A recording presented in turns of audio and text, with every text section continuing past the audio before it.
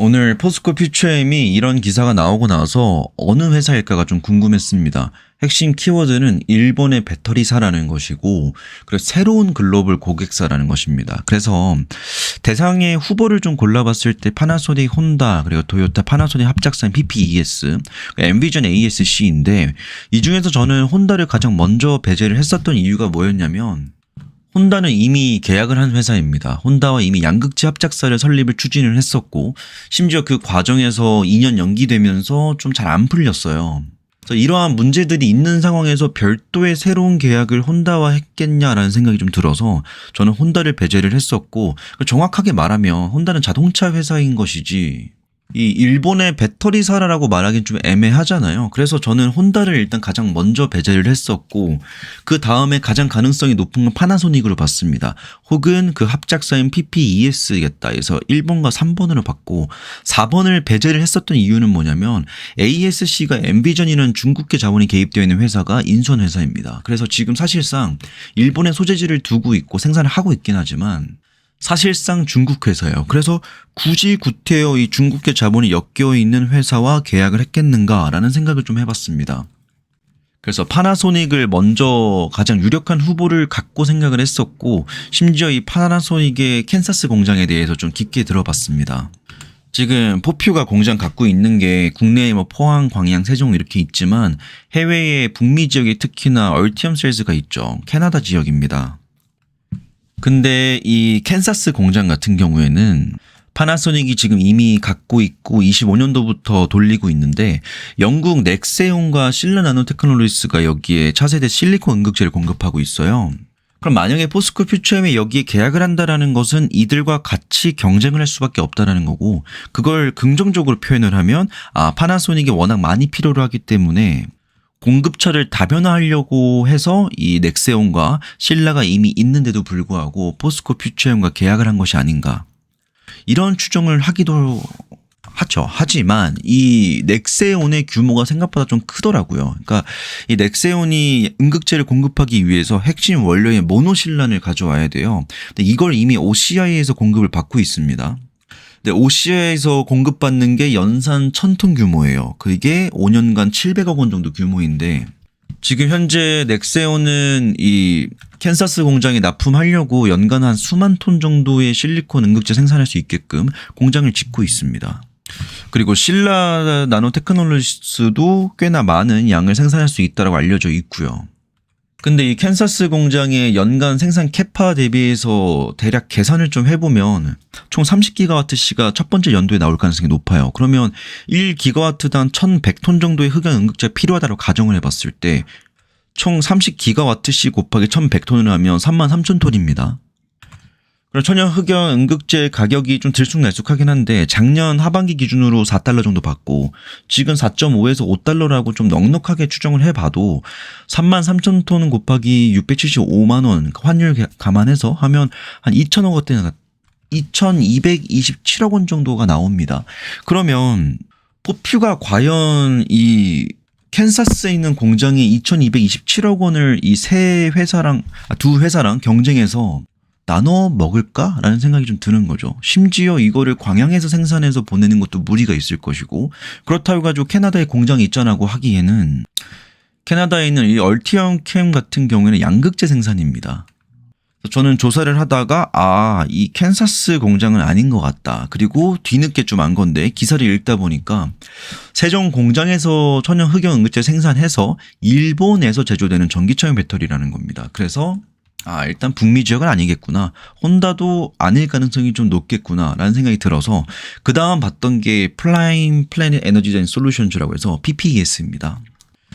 이미 PPES는 LG화학으로부터 양극재를 공급받고 있어요. 그리고 지금 PPES가 토요타랑 파나소닉이 합작사잖아요. 얘네가 지금 공장 갖고 있는 게 히메지, 도쿠시마, 카사이, 스모토 이렇게 있는데, 지금 여기 도쿠시마 공장이 하이브리드 차용 각형 배터리에 필요한 것들 생산하고 있습니다. 그러니까 50만 대 정도 분량을 필요로 하고 있고, 에너지 용량 환산했을 때 0.75GW밖에 안 돼요. 여기일 가능성은 별로 없고 만약에 여기라면 좀 김 빠지는 규모일 수도 있습니다. 근데 히메지 공장이 26년도 이후로 토요타의 차세대 순수 전기차에 탑재될 건데 요게 총 30GW 정도가 돼요.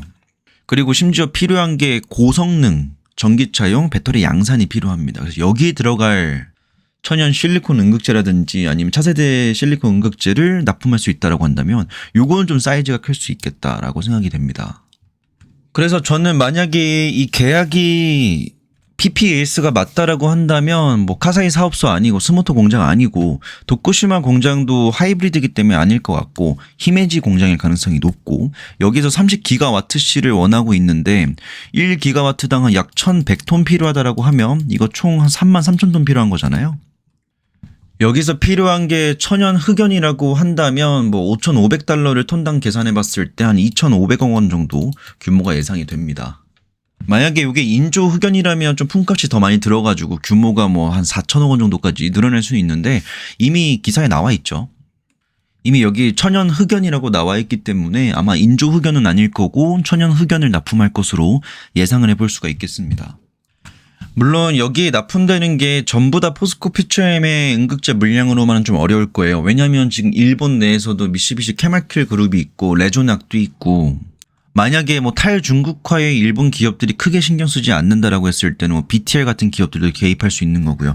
근데 이런 식으로 포스코 퓨처엠과 계약을 했다라는 거는 전 높은 확률로 일본 내에는 경쟁사인 미쓰비시 케미칼 그룹이나 레조낙보다는 조금 더 가격 경쟁력이 있고 그 와중에 중국 기업은 아닌 그런 탈중국화를 하면서 가격 경쟁력을 갖출 수 있는 포스코 퓨처엠을 중간재로서 택한 것이 아닐까라는 추정을 좀 해봅니다. 참고로 이게 뭐 캔사스 공장에는 아까 경쟁이 엄청 치열했잖아요. 근데 여기서는 오히려 장벽이 높지 않을 수 있는데 일본 내에서 생산하는 일본 제조사에게 납품을 한다라는 거는 뭐 많은 분들 알고 계시겠지만 일본이 굉장히 까다로워요. 그래서 어느 정도 신뢰성을 바탕으로 계약을 하지 않았을까 이런 생각이 좀 듭니다. 그리고 아직 미공개 상태잖아요. 근데 이게 그럴 수밖에 없다고 보여지는 게 2026년도 이후에 토요타에 들어갈 순수 전기차에 들어갈 응급제를 필요로 하는 것이기 때문에 구체적인 계약 내용은 추후에 또 나올 것 같습니다. 아마 뭐 2, 3분기 분기 실적 발표회나 아니면 실적 설명회 때 뭐 관련된 내용들을 조금 더 자세히 풀어주지 않을까 이런 생각을 좀 해봅니다. 그리고 마지막 후보가 엔비전 ASC인데 여기는 또 중국계 자본이 개입되어 있어요. 그래서 지금 안 그래도 막 트럼프가 한국과 일본에게 관세를 막 이렇게 때리고 있는 상황인데 굳이 구태여 일본의 대표 기업인 파나소닉이 굳이 엔비전 ASC 혹은 포스코 퓨처엠이 이 기업과 어떤 계약을 하게 될까? 저는 좀 의문이 있습니다. 네, 아까 좀 설명드렸다시피 PPES는 토요타 라인, 토요타 쪽에서 나오는 수요를 대응하기 위해서 만든 합작사라면 이 엔비전 ASC는 닛산 쪽입니다. 닛산의 주요 핵심 파트너로 알려져 있고요. 여기도 뭐 완전히 배제할 수는 없죠. 포스코 퓨처엠 입장에서는 어차피 닛산으로 가나 토요타로 가나 수주만 받으면 되는 거기 때문에 AESC도 배제할 수는 없습니다. 그래서 결론은 어떤 기업일까를 생각해 봤을 때 파나소닉 특히 북미 공장은 아닌 것 같고요. 혼다도 아닐 것 같다. 기존의 계약 자체도 아직 연기가 되어 있기 때문에 혼다 아닐 것 같고 PPES일 가능성이 훨씬 더 높다라고 보여지고 이게 맞다라고 한다면 토요타와 파나소닉의 합작사인 PPES로 포스코 퓨처엠의 물량을 보내는 것이 아닐까. 그리고 그 중에서도 히메지 공장에 2026년도부터 나오게 될 순수 전기차에 탑재하게 되게 될 연간 30GW씩 생산 능력을 확보해두는 이 공장에 물량을 보내게 돼서 대략적으로 추산했을 때 2천억 원 정도 규모의 연간 규모가 될 것 같다. 이게 만약에 뭐 5년 계약이다 하면 뭐 1조 원 규모 되는 거고요. 뭐 6년 계약이다 1조 2천억 규모 되는 거고요. 그거는 또 생각을 해봐야 되겠습니다. 일단 저는 제 선에서는 히메지 공장으로 PPES로 보내는 것 같습니다.